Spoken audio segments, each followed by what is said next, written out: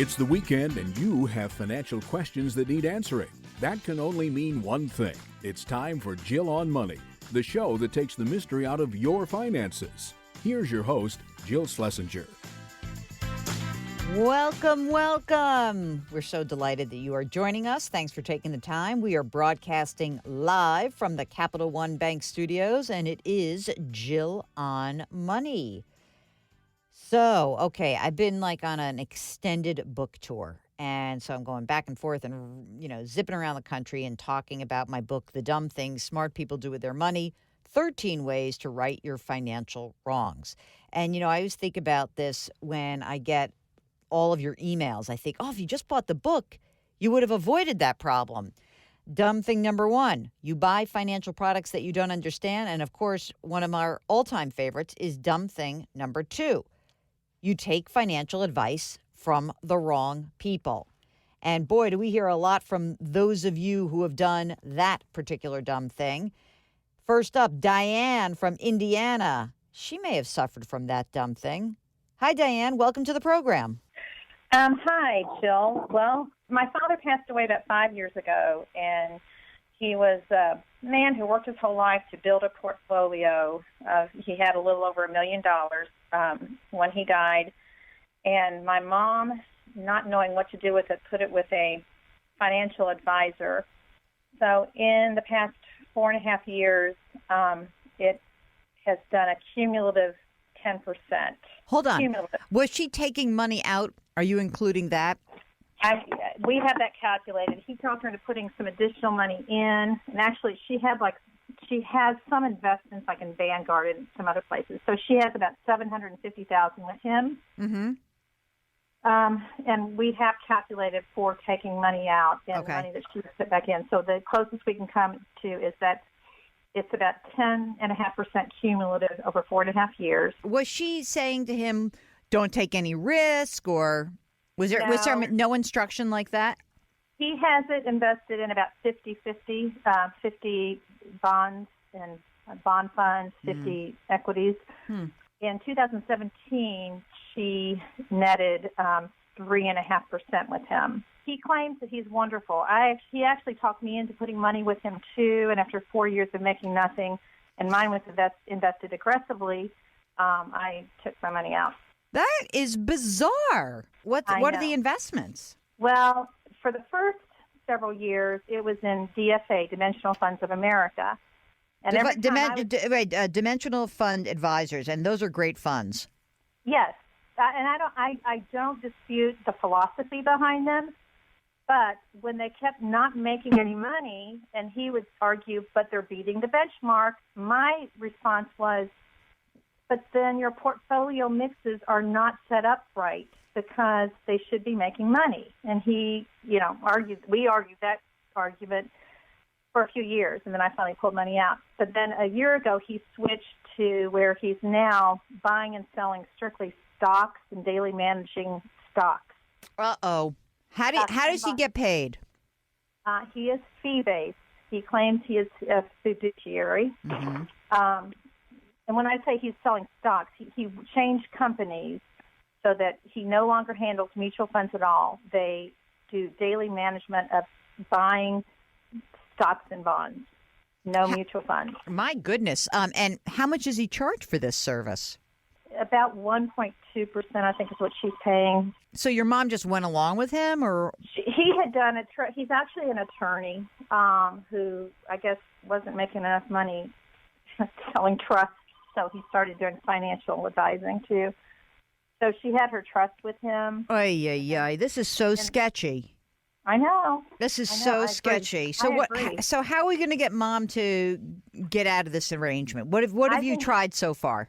Well, I've just been talking. I mean, and the fact that I had money with him, and I can show her how mine made nothing and hers is making nothing. And I've talked to her over and over again about how she should be, and I've shown her what we've made. So recently I pulled up some Vanguard Target Retirement Income Fund accounts that she could safely put money in, or I told her that she could at least pull half the money out. Mm-hmm. and move it to a Vanguard managed account where they're charging 0.3% Yep. to manage it. But she says, number one, she's afraid. She doesn't think she can do it herself. And Well, she doesn't have to. I mean, let's play. You're going to play this call back for her, I hope. But she doesn't have to, because if she does, if she uses Vanguard, they'll do it for her. Maybe one thing that's important to remind her, if she's not unwilling, but she's hesitant to make changes, and I understand that.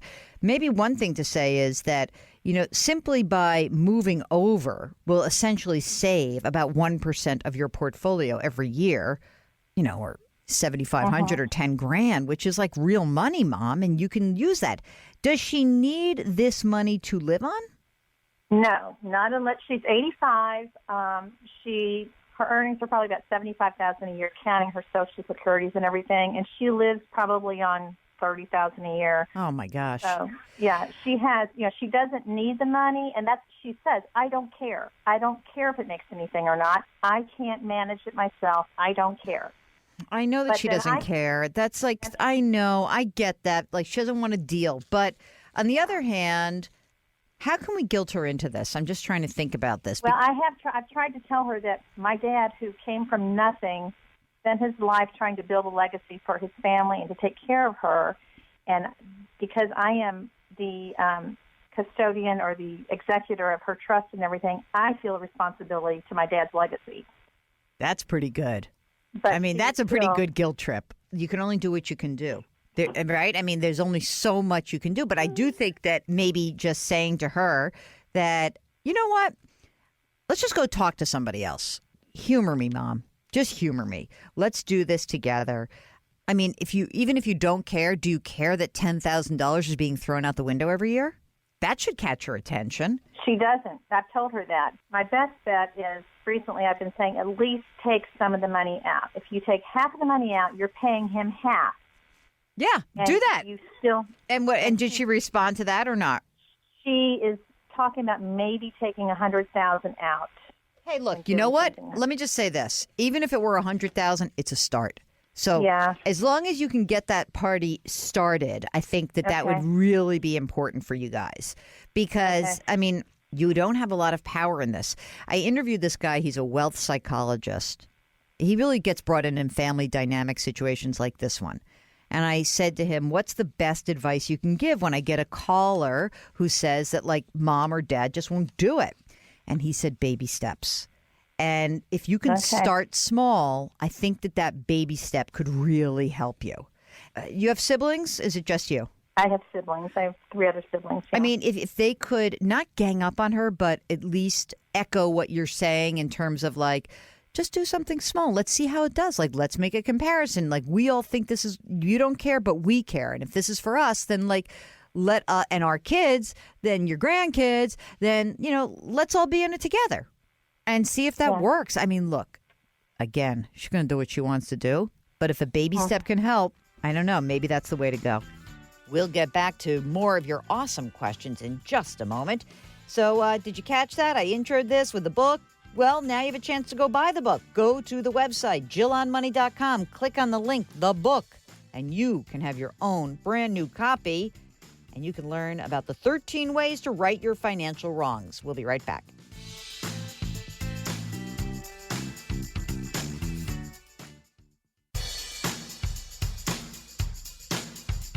Follow Jill on Twitter and Instagram for more personal finance content. Just use the handle @JillOnMoney. Now, back to the show. You're back. It's Jill on Money. And by the way, if you have not checked out our podcast, which is slightly different than the radio show, but also more to the point, it may give you some different angles because we have different kinds of guests. You hear different people on the air. Head on out to any place you get your favorite podcasts. Apple, Stitcher, radio.com, Google Play. And we want you to subscribe. And yes, we want you to give us good ratings. And I want you to do all those things. But mostly I want you to get more familiar with this topic that causes us so many financial problems in our lives. So just shoot us an email if you have a question. It really doesn't matter. Any financial topic. All right? And the email address is askjill@jillonmoney.com. Okay, let's start this segment. It's Melanie who's calling from New Jersey. Hi, Melanie. What can we do for you? Hey, good morning, Jill. Thanks for having me. Sure. So my husband and I bought a house about 3 years ago down here at the Jersey Shore, primary residence, and we got in when the rates were really low. I think our current rate on our mortgage is like 3.625, but fabulously, the value of our home has increased something like 12 or 15% in the last couple of years, and when we first took out the mortgage, we only put down, I think, 13%. So we've been paying PMI. The value has increased enough now that, if we had refinanced, then we would be totally out of the PMI. We'd have like 25% of the equity in the home. But rates are really high now, so we don't really know. Oh, whoa. Wait a minute. Really high. Hold on. Higher? Don't we say, wait, let's say higher. Let's say that you had to have you've obviously already looked into this. So let's do the comparison. 3.625 is your rate on your 30-year fixed rate mortgage. And what would be the new rate if you were to refinance this minute? So the lowest rate that the current mortgage lender could give us is something around 4.75. Okay. So about a point higher. Yeah. Okay. But you wouldn't have to pay PMI. Right. So how much would your payment increase if you were to refi right now? So they told us they weren't able to get us like a confirmed answer yet. They're still running numbers, but they thought it would break out right around even. So we wouldn't really be saving anything. So you'd lose the amount that you were paying for PMI, but the cost of the loan would rise, right? Exactly. Okay. All right, but that's not so bad. That's actually that's better than I thought you were going to say. So that seems fine. So let's back up. So that's the house itself. Tell me more about what's going on in your lives. We've got an 18-month-old daughter. And, the other thing that we're looking into doing with the house in the next year or so is renovating the kitchen. The homes in our area, like the comps in the area, they're all, quite a bit higher than ours, which is great. A lot of the stuff in our home is builder grade, so we plan to stay here probably for another 10 years, but, we'd like it to be a little nicer. So that's one thing that we're looking into, which kind of throws another variable into this whole refi, should we not thing. But other than that, I think we're doing pretty well. Our savings are pretty solid. How much do you have in savings? So I'm maxing out my 401k through work. I've got about $65,000 in there right now. My husband's got about $70,000 in his. His new employer has a simple IRA, so he's moving everything over right now. That we're sort of in transition there. We've got a brokerage account with about $60,000 in. Wait, how much? 50 or did you say 50? 60. 60 brokerage account, so taxable account. Yep. And then we've got our rainy day fund, which is just sort of cash in a savings account that's about $25K. Okay. And any debt that's outstanding besides that mortgage? Yeah, we both have quite a bit of student loan debt. My husband has about $75K left in student loan debt. A couple of loans there, some are fixed, some are variable, but the highest variable is about 4.98%. So we're paying those down, and I'm halfway through a graduate degree myself. So I've currently got about $14,000 in debt, but that's not going to be much higher. I think by the time I'm out, we'll have a total of maybe 20, and that's at a fixed rate as well, but that's a little higher. That's about 5.5%. Okay. Here's my question to you. What's going on with that? Why is that brokerage account there? When I was like 16 or 17 and I had my first job, my parents just told me you should set this up and you should put something in it. And ever since then, I've always kind of set it up so that I had just sort of an automatic withdrawal out of my checking account, so I didn't know about it, and it just goes there and it sits there and I don't do too much with it. Okay. So let me ask a couple of questions. So I presume because, I don't know, how old are you? I'm 30. Okay. So the money that's in there in that brokerage account presumably has some low-cost basis, right? Yeah, probably. Okay. And that being the case, I presume when I give you the following piece of advice, you're going to be very mad at me, which is why don't you sell whatever's in the brokerage account and start paying down some of that debt so that you can basically say, hey, I made a bunch of money. I'll pay the capital gains rate and be done with it and pay off my debt, my 5.5% debt, which ain't cheap, or 6%, and get a little bit of this reduced, or at the very least, maybe take some of it to fix up your kitchen. What do you think of that idea? I'm totally open to it. I really, like the brokerage account is really just there because, I'm thinking, okay, well, this is for a kitchen in the future, or this is for, you know what I mean? Like this, that's sort of like those mid-term goal accounts. And I guess I just never thought about selling it. How much do you need to do a kitchen? We're getting quotes right now, but I'm kind of expecting somewhere in like the $30,000 to $45,000 range. Okay. So, I mean, look, you've got three basic choices. I was going to say two alternatives, but now I see there's three. One is, let me just sell out the money that's in this brokerage account. Let me use that to pay for my kitchen and maybe just pay off that 5.5% graduate debt. And then the husband's debt, you can kind of keep whittling it away and be done with it, right? That would be one choice. The other choice is to assume a higher total mortgage amount at 4.75% and use that to pay for the kitchen. Nah, I don't know if I love that. And or maybe even consider a home equity line of credit. But the problem with that is that even though that's still deductible, because under the new law, as long as you buy, build, or improve a property, the interest is still deductible. And the third would be to borrow money from your 401k. I like the brokerage account one. I mean, in a weird way, I'll tell you why. In a weird way, the brokerage account seems like, wow, that's a very drastic decision, but it's actually the safest decision. This way, what you can do is you can go ahead and refinance your house, right? And get that done before, honestly, like rates are probably generally trending higher. Lock it in. You're done. And it's no difference to you. As you said, it's probably a break even, but it's fine, right? Get rid of your PMI. Boom, done. That gets finished. And then the brokerage account you can use and you can use that to do the kitchen. And maybe I wouldn't even pay down the debt just yet. I might just sell the stuff out, make sure you understand what your tax liability is going to be for next year, right? Keep some of that extra money aside to pay the taxes due. Whatever's left over can pay for the kitchen because if they say 30, it really means 45. As you said, it could be 50. And then you've got the money and it's done. And you've paid for it out of your cash flow, essentially, because you've been saving this much money, which is great. And essentially, that's exactly what a non-retirement brokerage account is for, is to fund, as you said, short to intermediate term goals. So I don't see why you wouldn't do that. That's awesome. I mean, it sounds good to me. I think the only concern that I know my husband will have as we've spoken about this is he sort of looks at like the refi piece of this as, well, if I'm not getting a shorter interest rate and my monthly payment isn't going down, what's the benefit of refinancing right now? Well, I can say, hey, you get rid of your PMI, but I don't think that's tangible enough for him. Okay, well then just say we're saving $250 a month and move on. Okay. Because the faster you do that, the better it's going to be, right? Right. And then you can't get rid of the PMI unless you refinance at any time. Right. Right. So here's the critical issue that you explained to him. Yeah, I mean, I know it sounds like PMI is nothing, honey, but if we pay $250 a month for the next 25 years, that adds up. All right. It's all going by so fast for me. It's crazy. Are you thinking about what you should do next in your financial life? Well, now's a good time to take stock. Send us an email, askjill@jillonmoney.com. Hurry up before the summer comes. You're not going to want to do this during the summer. Come on, you know that. JillOnMoney.com is the website. Shoot us a note from there, or again, askjill@jillonmoney.com.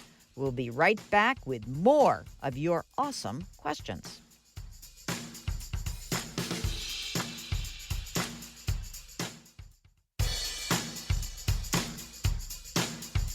Do I invest here? Should I put my money there? Jill Schlesinger can help you. Back to Jill on Money. You're back with Jill on Money, and this is the program that takes the mystery out of your financial life. I've been hawking a lot of stuff lately. I'm going to keep hawking the book. How long can I hawk the book for, Mark? Like, when do I have to? 1 year? It's kind of like a wedding gift. You got a year to give someone a wedding gift. I have a year to hawk my book. I have a lot of authors on this show. I hawk their books. Now I'm hawking my own. I'm sorry. It's just the way it is.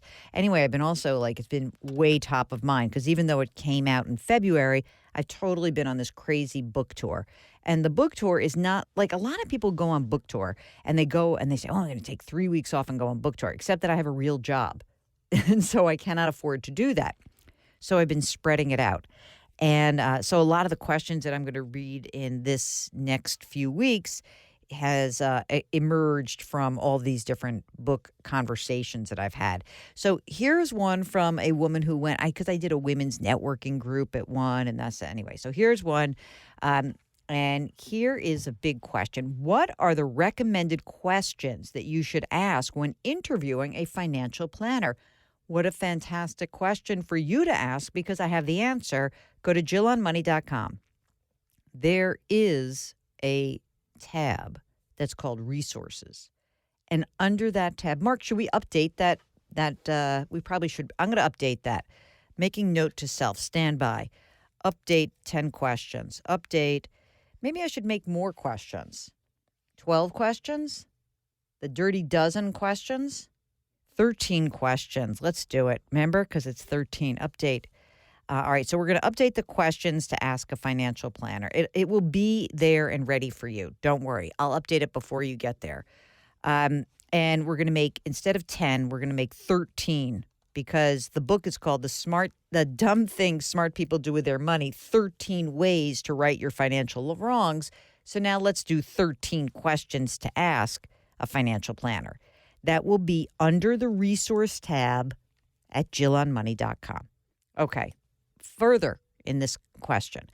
Achieving the big three might require major lifestyle changes that many people are unable to make. What is your take on starting a business and working full-time in order to accomplish paying off debt and save for 6 months of living expenses? How have smart people used their money to grow their wealth? I mean, this is right up the alley of one of my favorite guests ever, and his name is Chris Guillebeau. He wrote the book called Side Hustle. I don't think you have to start a business, but to have another stream of income that is available to help you fund those big three, which is, again, for everyone listening, paying off debt, establishing an emergency reserve fund, and trying to maximize your retirement contributions. I think that's an amazing idea. However, it's hard. I mean, if you have kids and you've got other concerns, I mean, it's hard to find the time. So I'll just put that out there. Here is a question that comes from Gabriella, also known as Gabby. My husband and I are retired. I am 60 and, I don't know who's who, 60 and 74 years old, respectively. We both have a secure pension and some annuities totaling $130,000. We just sold a vacation home and we cleared, ready for this? Wait for it, $300,000. We're not sure the best way to invest it. What's your advice? Well, I mean, if you don't need the money, that is sort of an interesting question. Here's what you should not do. Do not put it into more annuities. Put it into something that is a liquid investment account, some sort of, let's call it a general investing account. And let's presume that you don't have any debt. Let's presume that you have about a year of your expenses in the bank. If not, make sure that this funds at least a year of your expenses.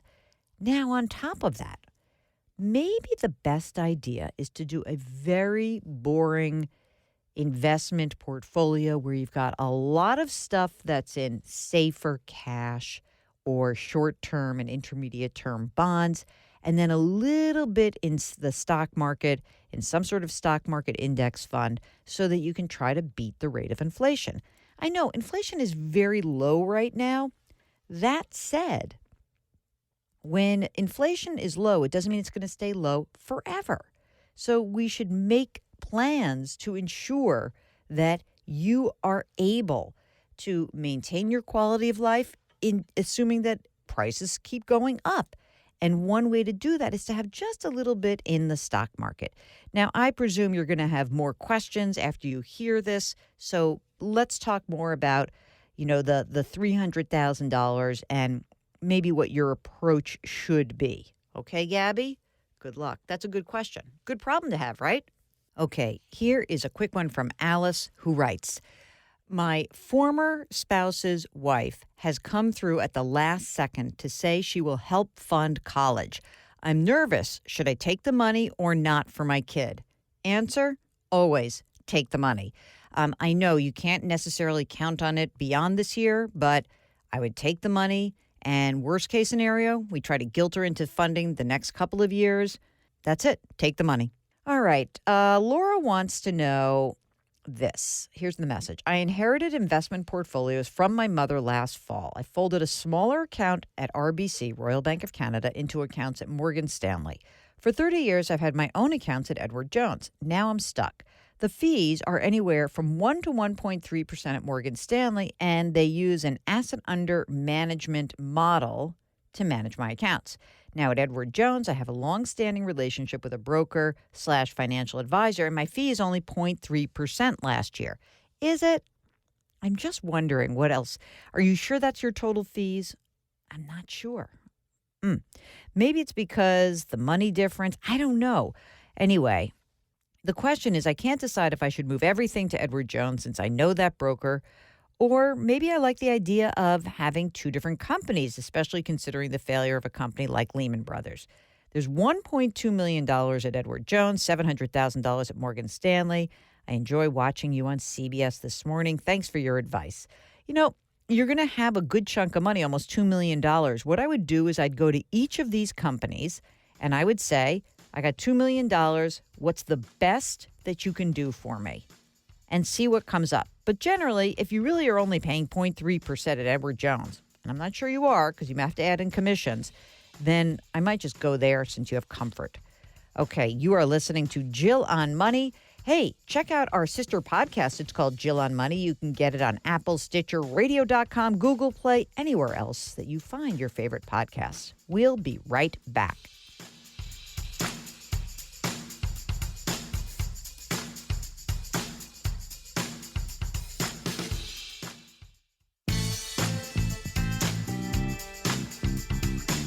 Back to Jill on Money, where Jill Schlesinger helps you take the mystery out of your finances. You're back with Jill on Money. Have you checked out the website? When you check it out, well, guess what pops up immediately? A chance for you to sign up for our free weekly newsletter. Mark, haven't checked in with you on this. How many subscribers to the weekly newsletter, which is free? That's a nice round number. Never would have thought that when we started. When did we start that? A year and some ago? Like a year and a half ago, right? Tens of thousands of people. Let me just say that. Tens of thousands. Let's get to 100,000, though. I don't know why, because who cares? Except that it's just a way to keep score, I guess, with myself. Anyway, check it out. You know what we should also do, Mark, is that we should do some of our favorite podcasts. People are asking me about that sometimes to get a good list of I had to binge watch Game of Thrones before season 8 began, which I did. And then I found this podcast that helped fill in some of the gaps because obviously I didn't pay enough attention to it along the way. And there's this podcast called Binge Mode. And they do like an hour podcast of every episode. It's very hard. I think I need a chart to keep track of it all. Yeah, someone's going to come and have to do a recap. I doubt it. All right. Let's go to M. This is a very specific name, so I'm just not going to say it. I'm going to say M. M says, I watch you on CBS. I think you've got great advice for people on financial issues. The GOP, also known as the Republican Party, has come up with an idea to have people delay their retirement and use the money now to pay for parental leave when they become new parents. CBS This Morning did a story about this recently, and about this new proposal from some in Congress. The idea, delay retirement 2 months for every month used now for parental leave, sounds like a bad idea. What do you think? It could affect millions of people. Okay. So what do I think about that? I think that I get worried when we conflate two policy initiatives because I'm a simple-minded human being, and I think most of you agree with me. Are we talking about Social Security? If we're talking about Social Security, which is not broke, it's just that we have a little bit of a mathematical problem, I think that we're going to need to shore up Social Security And the way that that's probably going to happen is it's going to be some combination of a slight increase of Social Security or FICA taxes for employers and employees, an increase in the Social Security wage base, an increase in the total amount of money that gets taxed by the government to fund Social Security, and a slight extension of the number of years worked. Then we're talking about paid medical leave. I think that's a different issue. And I think that has to be a different program. And usually those kinds of programs are funded by how, Mark? Moolah, taxes, you and me. So I think those are two separate issues. And so I am worried about conflating them. And I have a feeling that that's a great way to start talking about the demise of using Social Security in general. You know who I love? Got to get them back on the show. Not him, her. Teresa Giraducci, who wrote that Rescuing Retirement book, was fantastic. I'm going to get her back on, talk about some of these different policies. Okay, here is a question from L. I don't want to give your name if you have not common or unique first names, or at least not run-of-the-mill. Okay, here's a question from L. Good morning. I have investments in a Roth IRA and a 401k. I feel my growth in these investments are at most half what I see reflected in the market. How do I go about finding a different investment consultant firm to manage my accounts to better reflect what is happening in the market? Thank you. Listen, are you sure? Because this could just be that you are a balanced investor. You don't have to move your accounts around. Maybe you have to choose riskier investments. Maybe you have to choose a fund that is more geared towards long-term growth. And I'm not saying you should, because maybe last year when the stock market was down, you did better than the market. So I need more information from you. But honestly, the easiest way for you to increase your correlation with the market is to put more of your funds in a stock market index fund. So that is kind of where we end here. We don't have to go someplace else. Okay, I saw you on CBS this morning. This is from Sue. My husband was an attorney. My son's an attorney. I know everyone should have a power of attorney. I have all the necessary documents. I was told this week by Social Security that there is no federal agency that will accept any form of power of attorney. I learned this after being an active power of attorney for my mother for a year.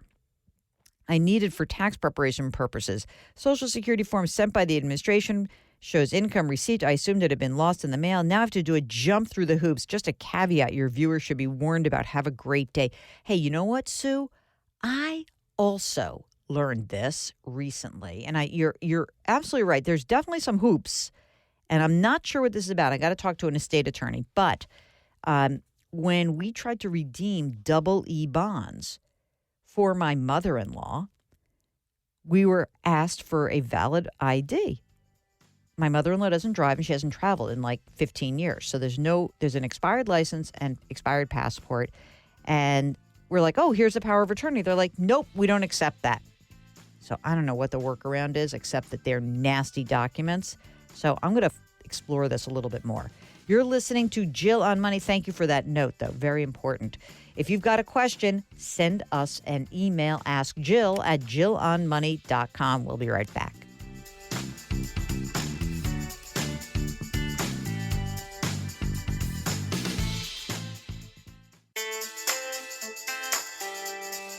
You're back with Jill on Money.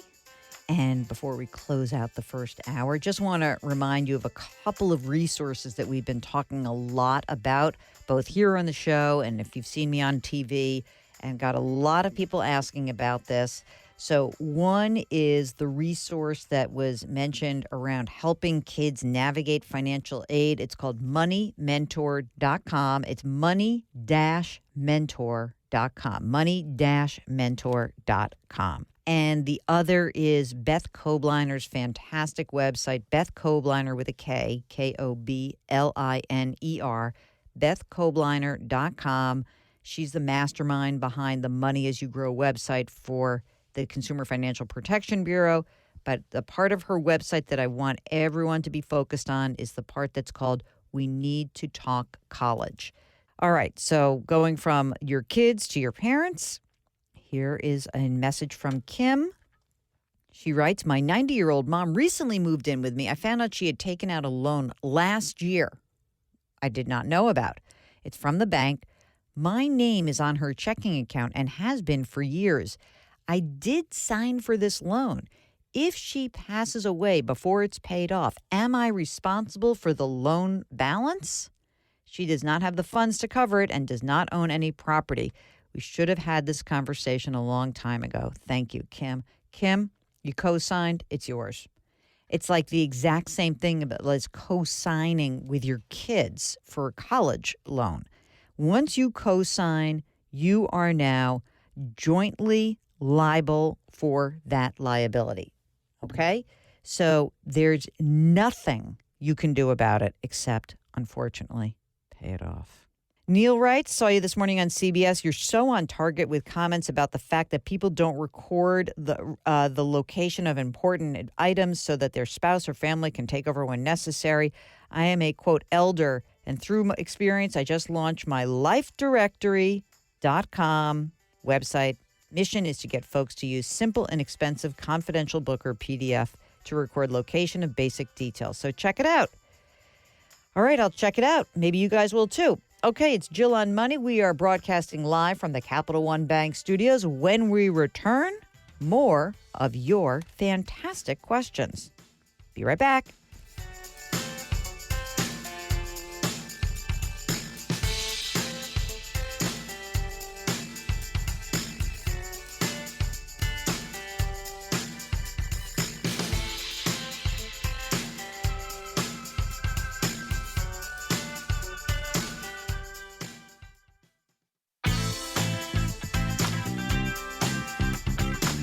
It's the weekend, and that can only mean one thing. You're listening to Jill on Money, the show that takes the mystery out of your finances. Here's your host, Jill Schlesinger. You are back. It's hour number 2 of the Jill on Money show. Okay, I am so getting really overdone with my own voice. And I said to Mark, come on, we've got all these amazing interviews that we've conducted. We were trying to dig out of our email box, our inbox. And I think we've done a good job, right, Mark? I mean, we got through quite a bit. So we're going to start playing some of these terrific interviews that we conducted earlier this year. This is an interview with a young entrepreneur. He would call himself in middle age when it comes to the actual age of many entrepreneurs. But Che Wong is the CEO of a company called Boxed. So impressed with him, I invited him to come into the studio so that he could share his story and also just give us a little bit of his journey. So let's begin the hour with my interview of Che Wong, the CEO of Boxed. What led you to this place? You went to college. Like, what's your story? So it was a long and winding story. So when my parents first came to the States, we moved to Ohio. Probably had brochures in Taiwan of like, come to beautiful Ohio, you know. So they were Taiwanese born. That's right. Okay. Yeah. And they come here because they wanted a better life. Yeah. So even before that, it's a little bit nuts. And my grandparents on my mother's side, one was Japanese, one was mainland Chinese. And That's a big deal, that mixed marriage, right? Yeah. And they met in the tail end of World War II. And they all ran off together. And then years later, they then ran off to Taiwan. So my mom's side of the family is that. My dad's side of the family had been in Taiwan for many generations. And then when I was about 1.5, they moved here to the States. And now family reunions are like the UN Security Council. So you have, it's just like... Do you have certain things that are off limits talking about? They generally... It's funny because even at my wedding, like the first 20, 30 minutes, it was just like icy. It was like silence. I was like, your wow. wife's family's Japanese. Japanese. So you had their side. You had kind of the mainland Chinese folks. You had the Taiwanese folks. Oh, my God. And then the alcohol comes out, and then it's like United Colors of Benetton. Oh, this is, yeah. So, isn't that nice? Social lubricant is... it's a good yeah. thing. And then where'd you go to college? I went to Hopkins for college in Baltimore. Uh-huh. And you're not pre-med. I was... sometimes you feel like I'm sitting in these econ classes at Hopkins, and you get these pre-meds coming in for an easy A, and you're just like, listen, man, you're messing up the curve, okay? Stay out of this class. Get back to Oregon. But for Hopkins, it was... that was a little bit of it. But the reality was when we first moved to the States, and here's where we can tie it all together, we went from Ohio then to Baltimore for many years. And my mom was making minimum wage across the street from Johns Hopkins University Hospital at this Chinese restaurant as a cashier. And she would always see all these doctors come in and out, and it was always her dream. And I remember when she said, your kids are going to go to Hopkins one day. And Really?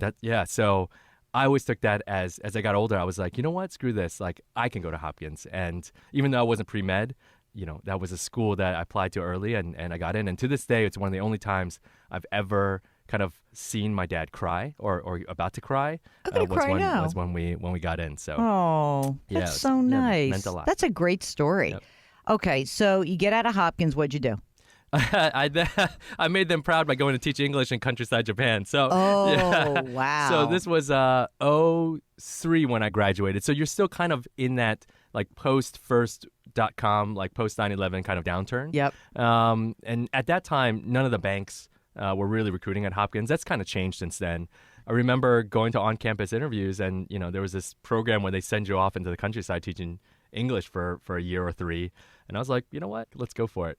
And so, how long were you there? I was there for 2 years. Wow. Yeah, it was. So, what was instructive about that? Looking back, like, what was the most important few lessons that you took from that experience in just managing people and being in a place where you're uncomfortable potentially? I could name 3 huge life lessons that I learned there. First is that don't ever take kind of being in a position where you can just simply speak the language and speak what's on your mind for granted. After living in countryside Japan where not a lot of folks spoke English and it was a challenge to get, your faucet fixed or to even just order a meal, coming back to the States, I was like, like I'm on top of the world. I can do anything, Second was not being afraid speaking in front of crowds, because I was teaching it in a middle school. And there's nothing more frightening than 30 middle schoolers that turn on you. And so now, I'm like, nothing's as bad as that, And then lastly, don't ever feel like you're wasting your time by taking a chance. So here's what I mean by that. After coming back from Japan, taught English, played Duck Duck Goose, traveled over Asia for 2 years. Most of my other friends were either going to business school at the time or med school, or starting to go from analyst to associate. Some were even thinking about where's my VP title at a big bank. So I was like, oh my gosh, I really wasted 2 professional years going there. As it turned out, when we started our first company, we had just no interest in funding us. But then we had some traction with our first game. We were developing mobile games for the iPhone at the time. How'd you know how to do that? I didn't. So I was on the business side of things. I knew how to play games and knew what I liked. Okay. But it started with a bunch of high school friends. When we went to, so we couldn't really raise money until we got this inbound from Japan. So there was an inbound from one of the biggest gaming companies in Japan. So they said, our CEO is coming for an investor relations tour. Do you want to meet with her? So I said yes. So we're sitting there and it was just not good, the first few minutes. But then I was like, I know how to break the ice. I speak a little Japanese. And then I'm like, maybe I shouldn't have said that because then they'll start to test you. But then we realized that the CEO of that company was not only one of the only founding female CEOs of a public company in Japan, one of the only now female baseball team owners in Japan, but one of the only public CEOs that grew up in the town that I taught English at. Oh, my goodness. That is a weird coincidence and fantastic. Yep. And after that, raised our first almost $1 million a few weeks later. Okay. Wait a second. When you got back from Japan, is that the first thing you did? Like, let me go hang out with my guys and my boys at the diner in New Jersey and figure out, write down on the back of the envelope let's do this. Like, let's put a mobile game. And you're like, all right. I'll do that. You guys do the work, and I'll do the business because I look good in a suit. And he does. He's wearing a suit today. So they're probably going to listen to this, and they're going to bust my chops all day because that's kind of how it happened. So we were in a diner in Jersey, and I drove by it the other week, and I was like, that's the diner where, my entrepreneurial career started. Yes, Route 46 or something. Okay. So coming back, it's kind of what you said before. My parents were like, okay, enough of this teaching English. Doctor, banker, lawyer, pick one. And I'm like, well, it's too late to be a doctor. And, it's probably too late to inject myself into an analyst class somewhere as a bank. So, I took the LSAT and went to law school. Oh, you did? I did, so you actually went to law school. I okay. Did. So went to law school, graduated, started my career on September 15th, 2008. Oh, come on. Yeah. The day of Lehman Brothers bankruptcy That's filing. right. Yeah, I love that you know it. Yes. Yeah, 9 hours after they collapsed. Our firm was located in Morgan Stanley's building at that time, so 1585 Broadway. Yeah. And Lehman was a block over. Yeah. And so here I am, new suit, new shoes, walking to work with thousands of people streaming onto the street. I don't know if you remember that scene. Just Of course. Like grown adults crying on the street. Just I know people. I know a guy who lost $20 million on that day, and his entire net worth evaporated because he just sat on that Lehman stock forever, thinking that he was going to get bailed out by somebody. Not. So how long were you a lawyer? I was there for a little over 2 years. We'll get back to Che Wong in just a minute. We're going to pay some bills. While we do that, why don't you check out the website, JillOnMoney.com. You can click on the link that says resources. You can find all sorts of great stuff there. And while you're up there at the top, why not click on the book? You can go buy a copy. The Dumb Things Smart People Do With Their Money, 13 Ways to Right Your Financial Wrongs. We'll be right back.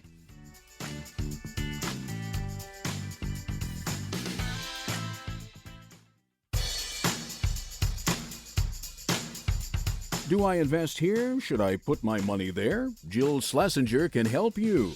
Back to Jill on Money.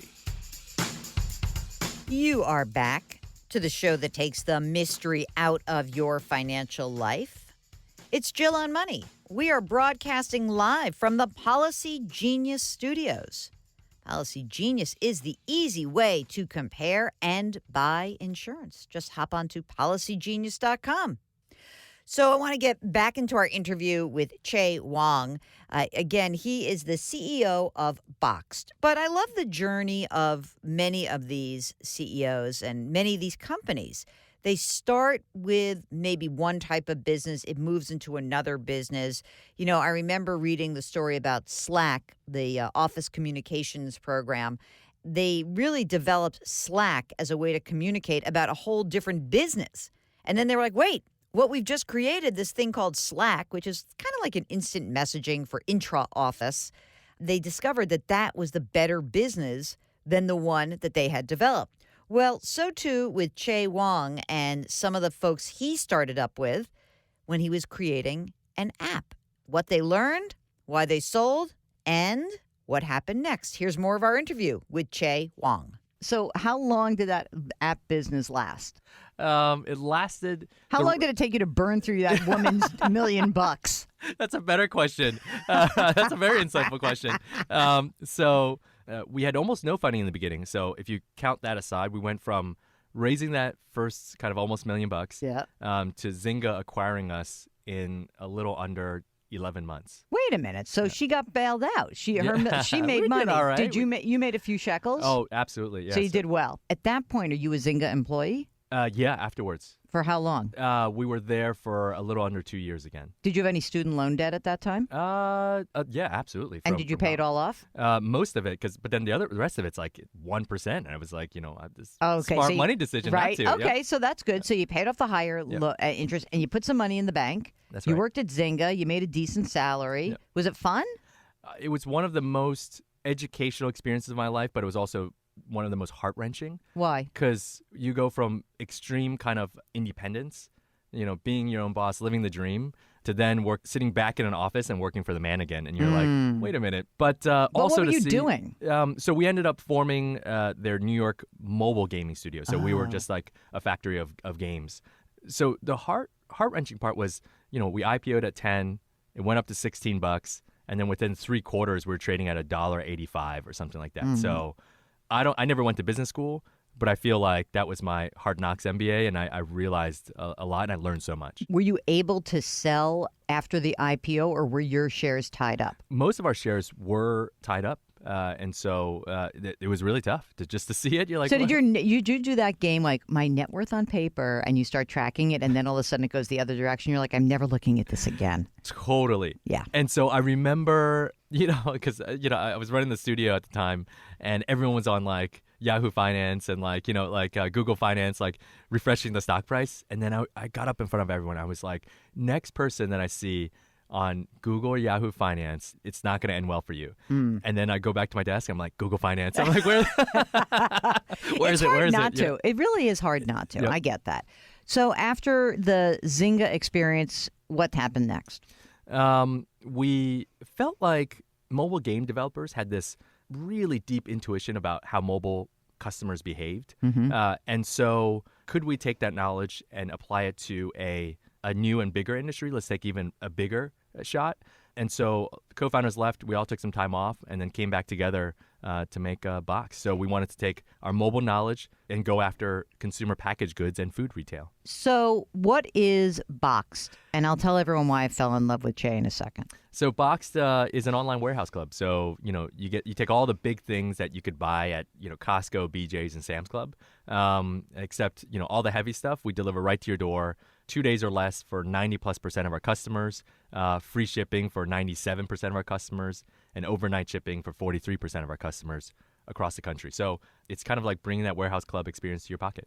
For you, when you first started, the barriers of entry are low, but the barrier for success is kind of high because you are basically competing against Amazon and everyone else. So talk about that a little bit. Yeah, so I look back and I just think, what were we thinking? In a lot of ways, geez, I mean, we're a little bit naive, probably a lot of stupid, and went after it. And just by sheer luck, I feel like the tailwinds of change within food retail and within consumer packaged goods kind of blew in our favor. And by year 3, year 4, and now year 5, we're at a decent scale in a rapidly changing industry. And how's that changing? Like, if drill down to the consumer, like if I want to get a bunch of paper towels and I go on Amazon Prime and I click, how is that different than my experience with Boxed? So on Amazon Prime and Amazon in general, you don't really get like the large items that you would see in a Costco or BJ's. You get bigger ones, but not the full pack size, and a lot of times not the real value. Like generally, if you shop with Boxed, we don't lead with price, but you will save money over Amazon shopping with Boxed on the unit price. We also don't make you kind of build this weird box like Prime Pantry does. You have to add the right amount of stuff, and if you add too much, you get hit with another $5.99. You add too little, you're like, oh man, I had to pay shipping on this. So we also don't ask you to do or play that game. So who are your customers, generally speaking? We're a wholesaler, so a large portion of our customers are actually B2B customers. Really? Take small to medium-sized businesses. It's now in vogue to not only provide coffee, but snacks as well. But once you get to like 30, 40, 50 people in your office, it's unfair to let the office manager know or put it on their plate to go to Costco with their own car and to buy snacks for the company. But you're also too small for, say, a Cisco to come and cater for you, or Sodexo. So that's been a niche for us as well. The other folks are folks who don't have the time, the means, or the patience, regular consumers, to go to a warehouse club. Yeah. I went to, Mark is raising his hand. Mark, have you ever been to a warehouse club? Never? That's amazing. You don't enjoy the lines, Mark? I went, listen, I bought a house almost 10 years ago, and I'm like, oh, maybe I should join one of these warehouse clubs. I can't remember which one I used, but one of them, whatever. I was the worst warehouse shopper in the world because I literally would go in there and like meander around and be like, oh, yeah, maybe I do need that. Like it was so bad and overwhelming. But if you are looking at the business going forward, where do you think the growth is derived? Very good question. So B2B has been a real good growth engine for us. Even if you think about large companies, we're starting to go after and win some of those contracts. Even here at CBS, I mean, probably no one asked, but where does the coffee, where does the creamer come from? And so absolutely B2B, but also consumers as well, because the CAGR of the entire industry, the compound annual growth rate of the whole industry, is just at a rate where even if we do nothing, we'd grow at a pretty decent clip. You asked something before about like what has changed in those last 5 years to enable our growth. Well, 5 years ago, we used to get emails all the time saying, you guys are psychotic. I'm not putting my credit card in a mobile device. Oh, let alone buy grocery on a mobile device. Wow. That was 5 years ago. But now it's like, it's a no-brainer. Why wouldn't I get my spring water and my paper towels delivered instead of schlepping it home? That is so interesting. And so you can do it from a desktop, but it's mostly mobile? That's right, yeah. Okay. The majority of our sales come from mobile. So here's how I fell in love with Jay.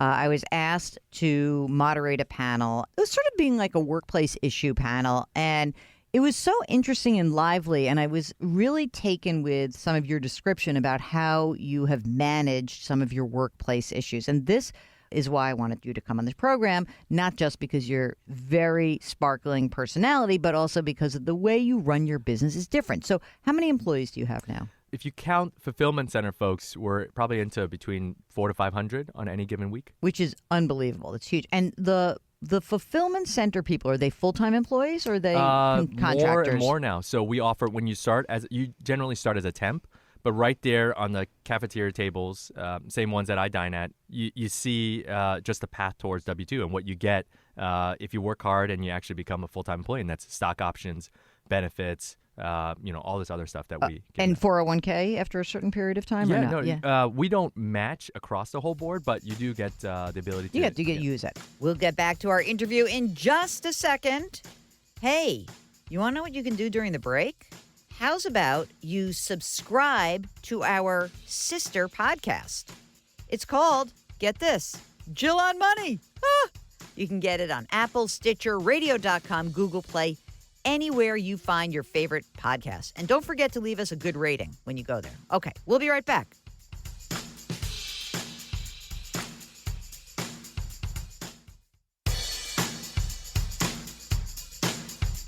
Do I invest here? Should I put my money there? Jill Schlesinger can help you. Back to Jill on Money. You're back. It's Jill on Money. Hey, you know something interesting? In a tight labor market, what is the difference between you being able to snag a great employee and maybe that employee going somewhere else? Well, I think it has a lot to do with the culture that you create. And, in this day and age where there's so much information about every employer, I think that you got to know that culture will follow you for good and for bad. When I interviewed Che Wong, I was very impressed with the way he spoke about his employees and how he found it to be helpful to make sure that these employees had a say. So here is more of the way that Che Wong, the CEO of Boxed, thinks about his employees. One of the things that you talked about was really trying to manage how the voice of the people who work for you is really important. So would you mind telling the story about the pink tax and how you responded to that? We have a wonderfully robust and wonderfully strong group of women that work at Boxed, very vocal about all sorts of issues, ones that affect them, ones that don't affect them. One morning when I was coming to work, I was trying to get to my desk, didn't have my morning coffee yet, and Natasha Mehta out there, she's listening to this, and she's like, yes, that was me, stopped me and said, what are we going to do about the pink tax? And I'm like, sorry, I was not this activist at that time where I was like, what are we going to do, Natasha? I was like, I have no idea what you're talking about. Like, let me get to my desk, and then let's talk about it. But even a lot of women don't know this, but in over 30 states, women are still taxed on femcare products like pads and tampons as if it's a luxury good item, which is nuts. Because, I've passed it through my own BS filter, and I was like, okay, if my wife called and said, hey, hon, can you bring home some pads on the way home? And if I said, hey, have you seen the GDP report? It's not that, the economy's not that strong, but next month, I promise, we'll go for the luxury Right, that's goods. a luxury item. Yeah, exactly. There's no, she wouldn't let me back in the apartment. And Rightly so. And so how come those items are taxed and in some states, like condoms are not? It just doesn't make sense. And so from that period on, we started this program called Rethink Pink. And so if we have to unfairly collect a sales tax from you as a customer, we'll rebate it back in savings. Because you have to. If you're doing business in that state law, you have to comply with that. Absolutely. So we collect the sales tax, but we give you a discount so as if you're not paying the sales tax out of your own pocket. If there's a pink razor that costs 50% more or sometimes 100% more than a blue razor, we'll also lower the price so it's the same price as a blue razor. And so the women of Box now fly all over the country testifying in front of state legislatures trying to get the pink tax abolished. And so the most recent one we testified in was Nevada, and in the recent election, they voted it down. So in a good way. So there's no more pink tax or no more tampon tax in Nevada. Oh, that's a good story. Okay, the other thing that you talked about was you have a unique policy about family leave. Can you talk about that? Because that also, I came back here and told that story over and over. So people are like, I want to work there. So why don't you explain what your policy is? So we're trying to scale these as fast as possible, even for, leave, maternity and paternity leave. It's unlimited, paid unlimited. Here's the great thing when you treat folks like adults, generally there isn't abuse of the programs. Well, that was what was interesting because when you first talked about that, we had a phone call and you told me this, and I'm like, it's unpaid, right? And you said, no, it's paid. And so talk about some of those results when you say to people, take as much time as you need. Now, what have you found? We found that the shortest leave that anyone took, maternity leave, was little over a month. Okay, that's pretty quick. Yeah, that was so quick that I was like, you should take more time. Yeah, she's like, nah. Yeah. It's like, have you ever had? Yeah. I need adult interaction. So, the longest was 10 months. But the most common, like the median, Yep. what would you say that is? Probably like 4 to 5 months or so. And so you're giving these people time off. They're getting their families on track, Yep. but they're coming back, and you've already invested a lot in them. Yep. Do your investors think this is a crazy policy? Yep. Do they push back on you a lot? Quite a bit. What I always tell them is that there's certain things you can't, that are not only the right things to do, but also that benefit the company without being a specific line on a P&L. I guess in these respects, you can kind of say, it shows back up in kind of when you recruit folks, getting great talent, or by not having potentially as much kind of turnover in Right. I have in to certain imagine ranks. that retention is really good because of this. I treat you nicely, so you come back. I hope the folks listening to this don't think, it's just their policy is just to give everyone the stars and the moon and to attract folks that way. That's not our policy. Our policy, because we also have strict policies for other stuff. And Like so what? 25% time, for example. So we do not have a policy like a lot of other startups that, like 25% of your time you can work on your own side project or you can do this or that. And we I don't get that. Yeah. I'm old, but I don't get that. So, we're like, we pay you to be here. Right. We love your skill set. You have to focus your professional energies on this. And you also said like the hours, like you basically said, hey, if everyone in the warehouse has to get in this time, like the rest of the professional staff, like get your butts in your seats by that time. Totally. So it was a problem where we had kind of the office employees kind of strolling in 15 minutes after they should be, 30 minutes. But the fulfillment center employees, they don't get a pass. No. You get written up if you're 5-10 minutes late. A few of those strung together, then you won't have a job. When you hire in a warehouse, are you paying $15 an hour? Are you paying whatever the minimum wage is? Like, what's your game plan on that? Absolutely not minimum wage. It's very hard to make a living off of minimum wage. So definitely not minimum wage, but it depends on, now that we have fulfillment centers all over the country, it depends on where you are. So some you'll start at, 12, 13, others you'll start, elsewhere, but never minimum wage. What is the hardest thing about your job right now? The hardest thing about my job is probably the people aspect.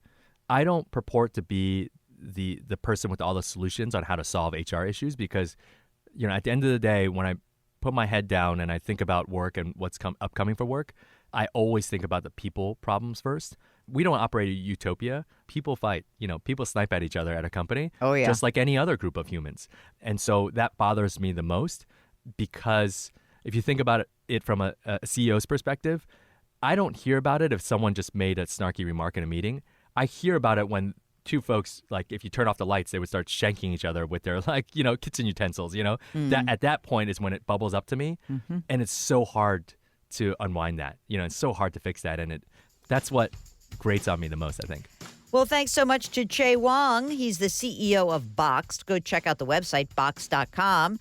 And after you've done that, why don't you just go on over to jillonmoney.com? You can listen to past shows, and you can also check out all the great content that we create all the time. Okay? Do that. All right, we'll be right back.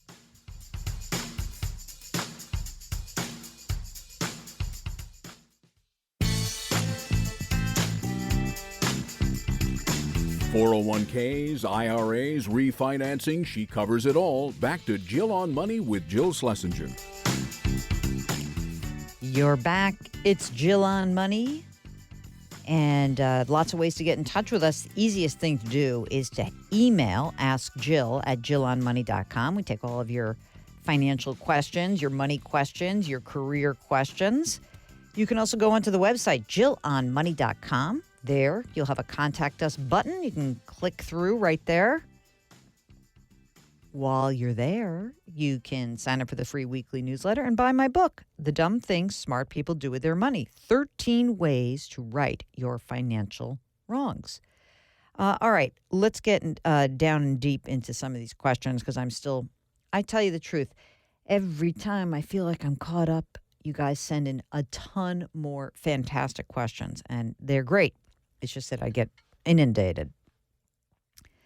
Anne writes that she is 69. She's single. She's retired. She's got an annual income of $15,000 after mortgage, taxes, and living expenses, which I'm comfortable with. I have an annual income. What does that mean? It means that she has net income left over of $15,000 after paying for everything? Is that what you think she means? I think so. Okay. She got an extra 15 grand after she pays for her stuff. Good. All right. She's got a $1.5 million property with a 5.125% loan, $213,000. She's got 98 grand in cash. She says, I have to roll over a $221,000 401k account. Shall I do that into a traditional IRA? Yeah, why not just do a direct rollover and go into a IRA rollover account? Done. She's also inherited $200,000 from her mother's estate. She parked it in the savings account trying to figure out what to do with it.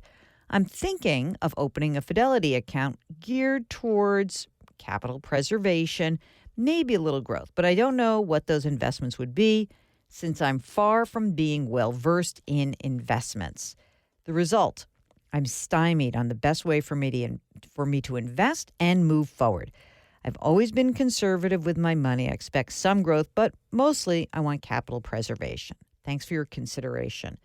You know, there are a couple of choices. I think that I'm sure does Fidelity have like an active robo-advisor with advice, Mark, or not? I don't think so either. I think that what you may want to check out is both Vanguard and Charles Schwab have these services where they are able to provide some financial advice, and it's usually online, some of them by phone, and also they'll manage your money. And it's somewhere between 0.25% or 0.3% annually. So I think I would check those out first. And then you could combine your two needs, which is some hand-holding advice strategy with the investments. So check out those. I should write down the name of what they all have different names to these services, but I know that it's Vanguard and Schwab both have these services, and they are automatic platforms. I think Vanguard's is personal service advisors. Personal service advisor. I'm writing it down, Mark, so I have it. PSA. Personal Service Advisors. I'll find out what the Schwab one is called, and we'll let you know. But anyway, that's what I would do. Okay? Here we go. This is from Ed. Is it possible to get a bankruptcy off my credit report? Unfortunately, I had to file a few years ago, and I'm in fourth year of the bankruptcy, and I want credit like I used to have. It stays on for 7 years, usually. It can come off sooner, but you got to work hard to rebuild that credit. One of the easy ways is to use a secured credit card, which it's kind of a credit card, but not. It's more like a pre-funded credit card. But usually bankruptcies stay on your credit report and your credit record for 7 full years. And you've got to work hard to just pay your bills on time. That's a biggie. And then also establish credit by using a secured card.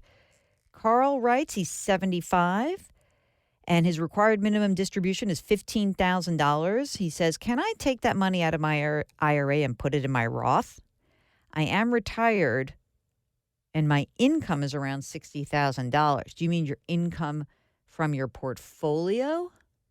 You have to have earned income to make a Roth contribution. So you can't take the $15,000 and put it in.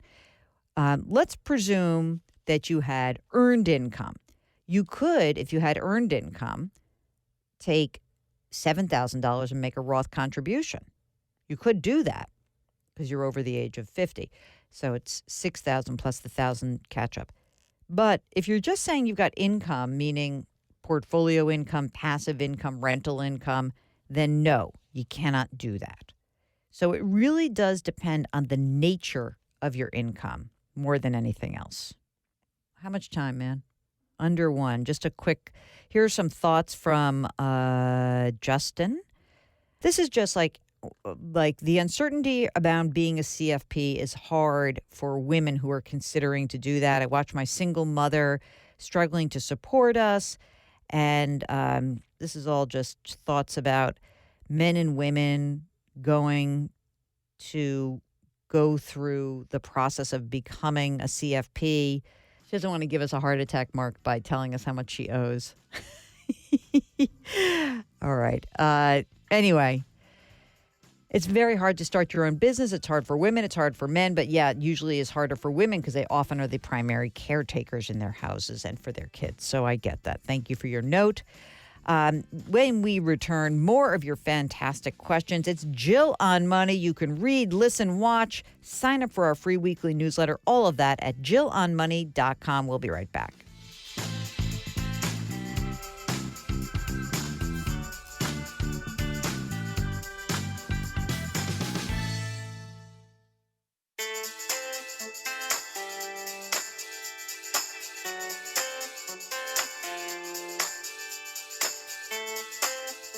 You're back. It's Jill on Money.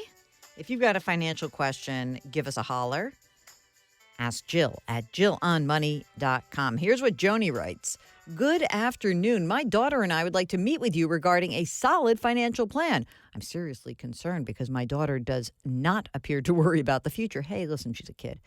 We have some savings. We're only, all caps, only interested in meeting with you, not another representative. We live in Miami. Please contact us. I trust you. And she's on board. We hope you have an office in our area. Joni, and everyone listening, I do not see clients for a living anymore.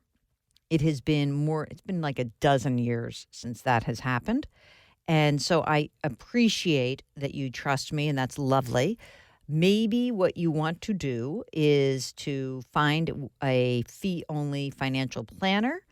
You could do that by going to NAPFA, NAPFA.org. Try to do that. But also, if it's for your daughter, and I don't know how old your daughter is, maybe you can use one of these online platforms, and that could be like Vanguard Personal Service Advisor. It could be Schwab. It could be Betterment. It could be one of those types of places where she could get some help. So I think that that's something to consider. A lot of people have asked me this question, so I think it's very common to say that, like, hey, you're on the radio, you actually do. I don't do it. But I do know a lot of people, and I do have a lot of resources, so maybe we can help you out. I hate to end on a down note, Mark, but we've got someone who had irresponsible parents and feels used and unloved, says, hey, I don't know what to do. What should I do about, like, taking care of my parents who were, like, kind of crappy parents? Sounds to me not like a financial question. Mark, are we going to send this person to a shrink? I think so. I think it's a shrink question. And I'm so sorry. So I wish you the very best of luck. I get it. I've seen it. So there you go. A shrink will help you. Okay, it's Jill on Money. It's been a great show, and thank you so much for listening. Anytime you have a question, just shoot us a note. Ask Jill at jillonmoney.com. And don't forget to go onto the website, jillonmoney.com. You can buy The Dumb Things Smart People Do With Their Money, 13 Ways to Right Your Financial Wrongs. That's the book, and I thank you so much. It has been a delight. We have been broadcasting live from the Policy Genius studios here in New York. Policy Genius is the easy way to compare and buy insurance. See you next week.